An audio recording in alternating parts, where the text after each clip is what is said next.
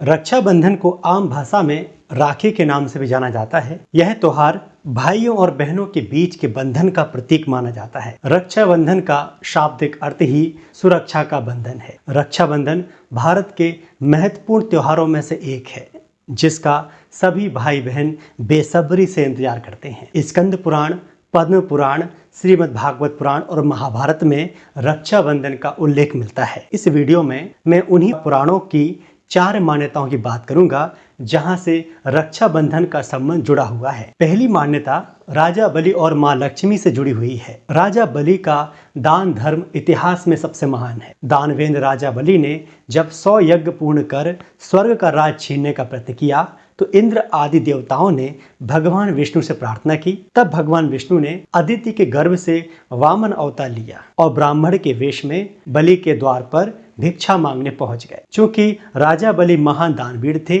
तो उन्होंने वचन दे दिया कि आप जो भी मांगेंगे मैं दे दूंगा। वामन अवतार में श्री भगवान ने बलि से भिक्षा में मात्र 3 कदम भूमि की मांग की। बलि ने तत्काल हाँ कर दी, क्योंकि 3 पग ही तो भूमि देना थी। लेकिन जब भगवान वामन ने अपना विशाल रूप प्रकट किया और 2 पग में सारा आकाश, पाताल और धरती नाप लिया, फिर पूछा कि राजन अब बताइए कि तीसरा पग कहाँ रखूं? तब विष्णु भक्त राजा बलि ने कहा, भगवान आप मेरे सिर पर रख दीजिए। और फिर भगवान ने राजा बलि को रसातल का राजा बनाकर अजर अमर होने का वरदान दे दिया। लेकिन बलि ने वरदान के साथ ही अपनी भक्ति के बल पर भगवान से रात दिन अपने सामने रहने का वचन भी ले लिया।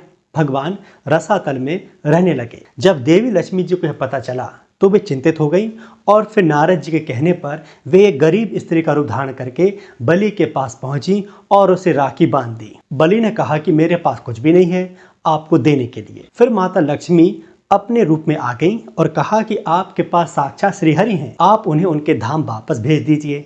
बलि ने इस बात को स्वीकार कर लिया। उस दिन श्रावण मास की पूर्णिमा तिथि थी। तभी से रक्षाबंधन का त्योहार प्रचलन में है।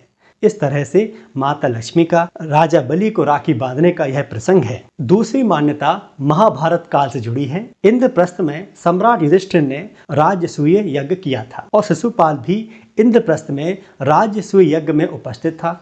जब शिशुपाल ने श्री कृष्ण का 100वीं बार अपमान किया तो श्री कृष्ण ने अपने सुदर्शन चक्र शिशुपाल को मार डाला। चक्र के लौटते वक्त श्री कृष्ण जी की छोटी उंगली सुदर्शन चक्र से घायल हो गई और रक्त बहने लगा।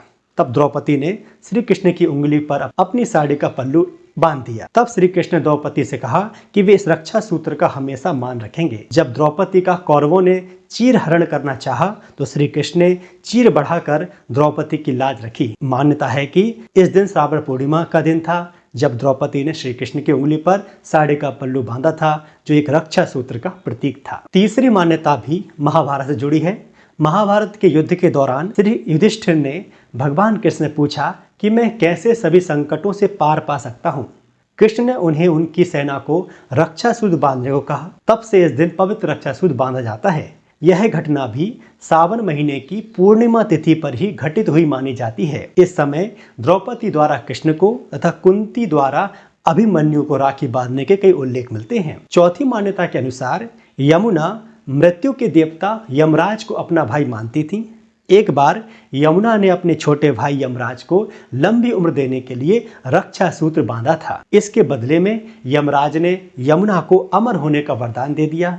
प्राण हरने वाले देवता ने अपनी बहन को कभी न मरने का वरदान दिया। तभी से यह परंपरा हर श्रावण पूर्णिमा को निभाई जाती है। मान्यता है कि जो भाई रक्षाबंधन के दिन अपनी बहन से राखी बंधवाते हैं, यमराज उनकी रक्षा करते हैं। इस तरह से रक्षाबंधन का पर्व सनातन काल से मनाया जा रहा है। साथ ही मध्यकाल व आधुनिक काल में भी भाई बहन से जुड़े रक्षाबंधन के अनेक प्रसंग प्रचलित हैं।